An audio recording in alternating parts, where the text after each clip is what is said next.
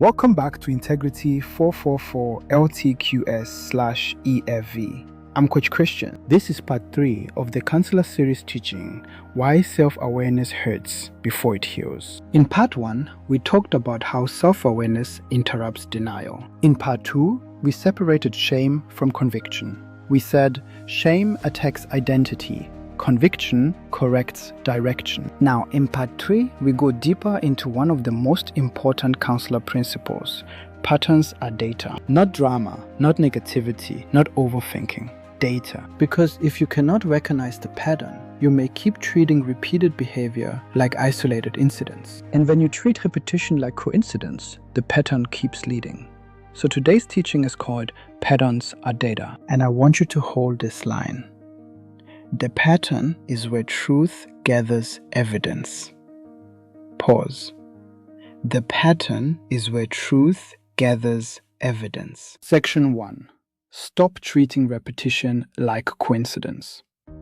One of the clearest signs of growth is when you stop treating repetition like coincidence. When the same apology keeps leading to the same injury, that is data.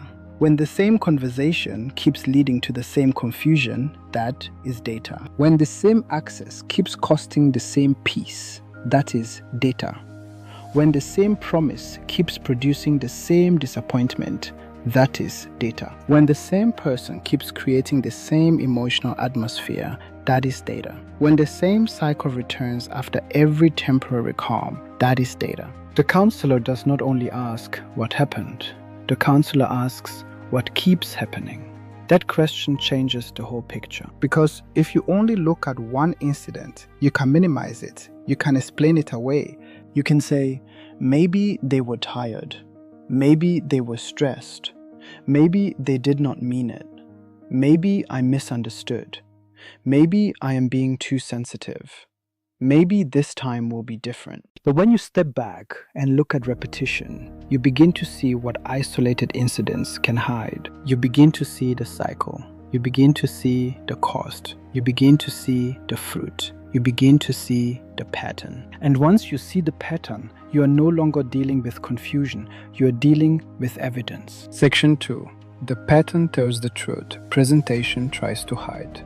Presentation can be polished. Words can sound sincere. Apologies can sound emotional. Promises can sound convincing. But the pattern tells the truth. Presentation tries to hide. A person can say, I care about you, but the pattern may say, they do not handle your vulnerability with care. A person can say, I respect you, but the pattern may say, they keep crossing your boundaries. A person can say, I understand, but the pattern may say, they keep repeating the same behavior after every conversation. A person can say, I will change, but the pattern may say, the promise calms you down, but the behavior stays the same. That is why the counselor studies patterns. Not because the counselor is negative, but because the counselor understands that repeated behavior is information. The pattern is not trying to punish you. The pattern is trying to teach you. But the question is, will you listen? Section 3. Patterns reduce confusion. Patterns reduce confusion because they give you a wider view. When you are trapped inside one emotional moment, everything can feel complicated. You may be pulled into tone, timing, details, explanations, intentions, arguments, defenses. But the pattern asks a larger question. What is the outcome? What keeps happening after all the words are finished? What remains after the apology? What changes after the promise? What happens when you stop explaining? What happens when you ask for accountability? What happens when you set a boundary? That is where clarity begins. You do not have to win every detail when the pattern is already speaking. You do not have to argue every sentence when the outcome keeps repeating. You do not have to convince someone of what the evidence already shows.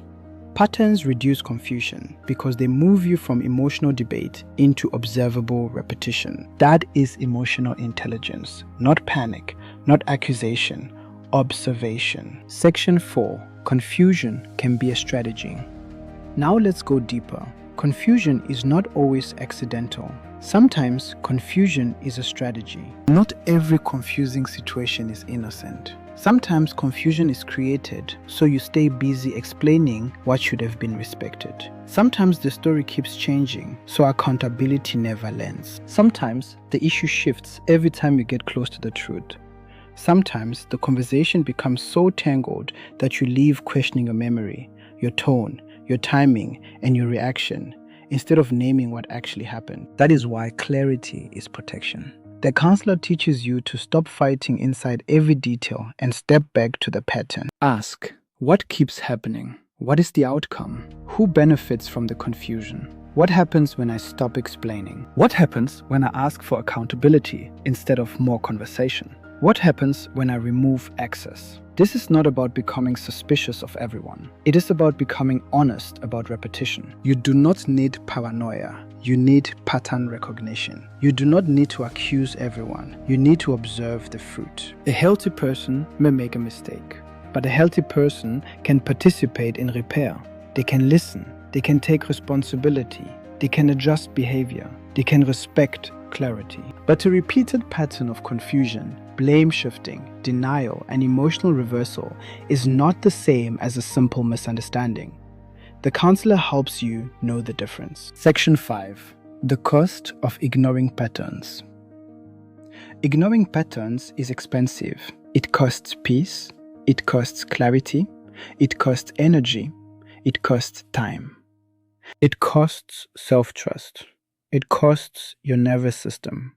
It costs your ability to hear yourself clearly. Every time you ignore the pattern, a part of you learns, my own evidence does not matter. My body does not matter. My memory does not matter. My peace does not matter. My truth must wait for someone else's explanation. That is how self-trust gets damaged. Not always through one big decision. Sometimes self-trust is damaged through repeated self-betrayal. You saw the pattern. You felt the cost. You knew something was off, but you talked yourself out of it. Again and again and again.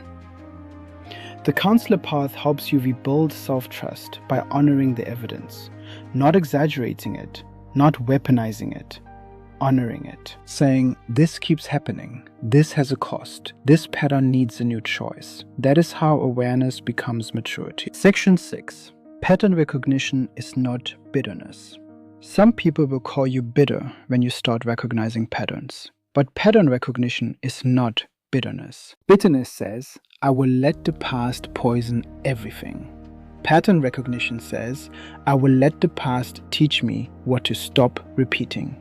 Those are not the same. Bitterness closes the heart. Pattern recognition opens the eyes. Bitterness keeps you trapped in resentment. Pattern recognition helps you move with wisdom. Bitterness says, everyone is the same. Pattern recognition says, I have seen this food before and I will not ignore it again. That distinction matters. The counselor does not want you paranoid. The counselor wants you precise. Precision is compassion when confusion has cost too much. Precision says, this is the behavior, this is the pattern, this is the cost. This is the new choice. No drama, no performance, no self-attack, just clarity. Section 7. The counselor practice. Pattern mapping. Now I want to give you a practice. This is called pattern mapping. Choose one recurring situation, one relationship, one habit, one repeated emotional cycle, one energy leak. Then write these 5 lines. Line 1. The repeated behavior is, name what keeps happening, not the excuse, the behavior.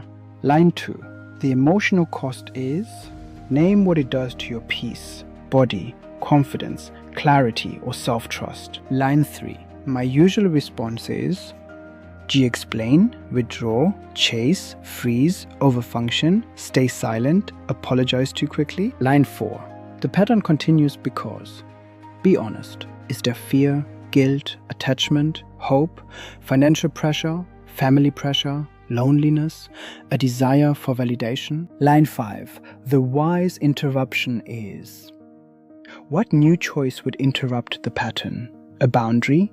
a pause, a documentation practice, a different response, less access, more support, a clear decision. This is how pattern recognition becomes practical, not vague, practical.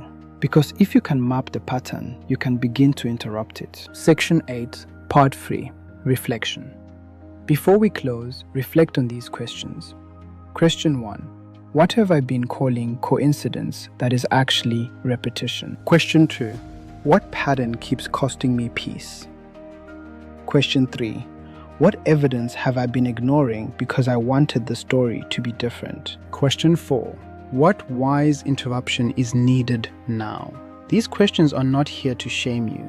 They are here to help you locate truth. Because patterns are data, and data is meant to inform wise decisions. This is part 3. Patterns are data. Remember, the pattern is where truth gathers evidence. Stop treating repetition like coincidence. Stop calling confusion clarity. Stop ignoring what keeps costing your peace. The goal is not to become suspicious. The goal is to become honest. The counselor path helps you name the pattern without shame, so awareness can become maturity. If this teaching spoke to you, comment pattern. If you are ready to treat repeated behavior as information, comment data. Continue with part 4. Awareness is the doorway. I'm Coach Christian. This is Integrity444 LTQS/EFV. Name the pattern, grow beyond it, and remember, patterns are data.